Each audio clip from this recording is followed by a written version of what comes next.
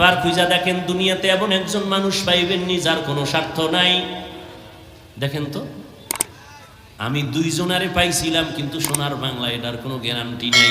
একজন পাইছি আমার আব্বা, আর একজন পাইছিলাম আমার আম্মা, স্বার্থ নাই, কিন্তু সোনার বাংলা এটার গ্যারান্টি দিতে পারি না। কারণ বহু মা বাবা স্বার্থের টানে সন্তানের বিরুদ্ধে মামলা করেছে, সন্তানের জবাই করেছে। এই খবর নাই সোনার বাংলায়? আপন বাবা তার মাইয়া, আপন মাইয়াটারে হোটেলের মধ্যে ঢুকায় কয় আজকে রাতের জন্য তুই আমার কাছে স্ত্রীর মতো। এবার বুঝেন তাহলে স্বার্থ ছাড়া কোনো মানুষ আসেনি। তাহলে কি ফলাফল হলো? জমিনের মধ্যে পিছুটান ছাড়া কোনো মানুষ নাই, অভাব ছাড়া কোনো মানুষ নাই, স্বার্থ ছাড়া কোনো মানুষ।